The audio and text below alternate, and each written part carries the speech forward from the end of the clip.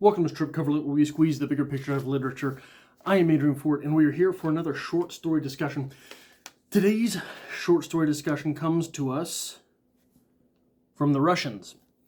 A Blunder by Anton Chekhov. My edition was translated by Constance Garnett in 1899. The short story itself, published in 1886. So, a blunder, what happens in this short story? Well, Ilya and Cleopatra are eavesdropping on their daughter, Natashenka, as her teacher hits on her. Apparently, this is something of a standard occurrence. This is not the first time that this has happened. It's something that they are used to because this time they've come with a plan. Right as Shupkin, the teacher, starts to make a move, the parents bust in with a religious icon. Now, apparently, as is custom, what will happen, they will burst in with this icon as the move is being made, with the religious icon overlooking the ceremony. It'll be like a marriage, kind of. It'll be blessed. Blessed is the move maker who is now married because a religious icon has looked over things. However, in the confusion leading up to Cleopatra and Ilya bursting in the door, Cleopatra accidentally grabbed an icon, a portrait of an author. Authors, of course, not binding, whereas religious iconography would be binding. Authors not binding by the cosmic force of the universe. So, what's going on here? This is a strange little short story. Very quick, very fast. You blink and you miss it. It does start in media res, and quite honestly, the whole short story is in media res. There's one action bursting in, and when they do so, the teacher knows he's been had. Knows that this iconography with which those parents have burst in will be binding him to their daughter.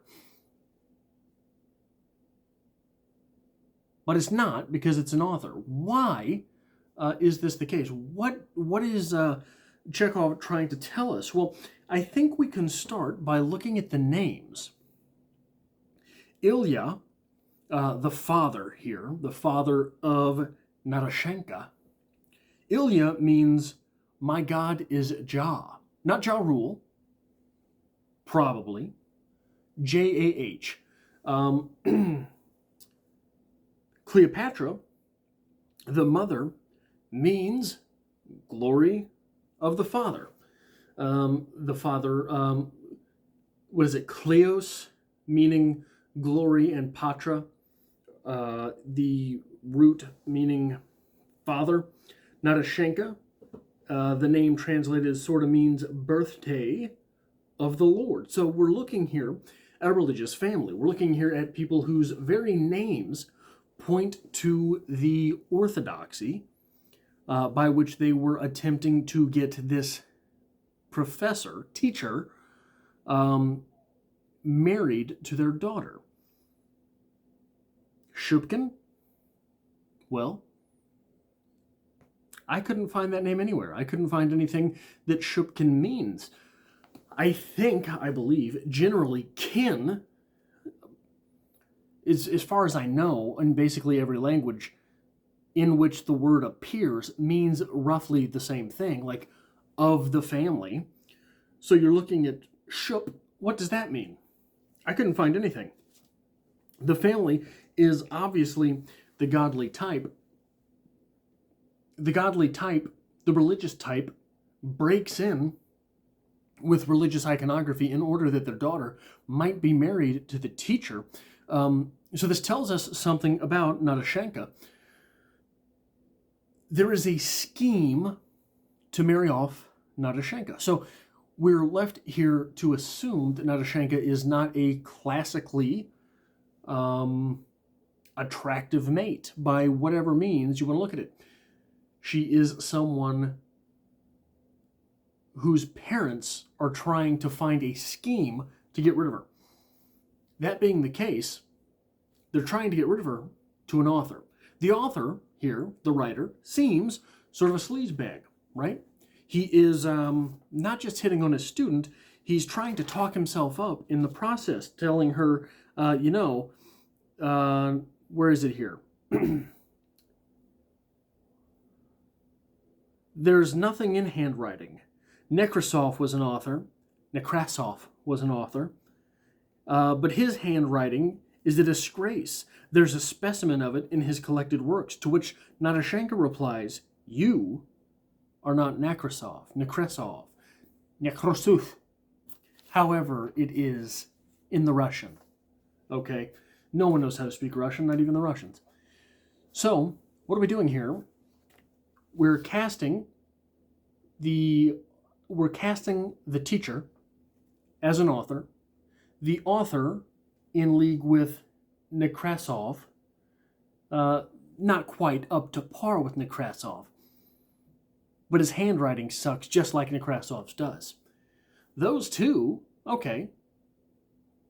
No further commentary on writers until the parents burst in with the icon. No, it's not an icon. It's a portrait of an author. Whatever it is with which those parents are breaking in, because of the religious overtones of the names, of the plot here, you would be legally bound. It would be recognized in the church if you were blessed in the act with a religious icon. So with whatever it was that these parents had burst in, by the very structure of the story, is set up to contradict the religious.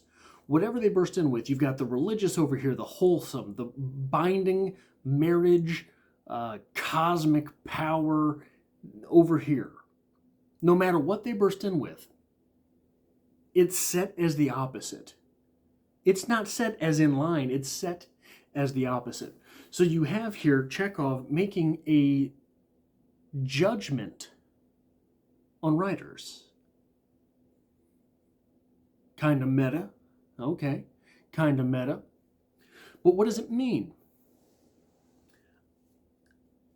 Is it to say that authors are unholy? Or is it to say, maybe, we've got the idea of those who are fallen having eaten from the tree of the knowledge of good and evil. But sort of the tree of knowledge. Are we saying that authors are evil, maybe more complete, but evil because of their searching for knowledge? Is that the judgment being made? Or is the judgment being made on the religious types, that the religious types sort of dumb? I'm not sure. As is so often the case with the Russians. They were well, maybe I'm just an idiot, but in my readings of any of the Russians that I've read, they were masters at not painting for the reader. They would set up their contrasts, but leave it for the reader to make their own decisions. Hey, you can choose the evil path. Doesn't make you dumb. You can choose the religious path. Doesn't make you smart. I think what we're doing here is setting up that dichotomy between the religious and the writers. So what is to be made of that dichotomy, I think that is what is being left up in the artistic interpretation from Anton Chekhov. What is it to you? That is all I have for this short story discussion of A Blunder by Anton Chekhov. Got videos every week here on the channel, and I hope to have you back for the next one. Doing a lot of writer's quotes, doing a lot of short story discussions, doing a lot of poetry discussions, doing a lot of opening paragraph discussions here. And there's also a link to my personal channel to be found in the description below. And I hope to have you over there as well.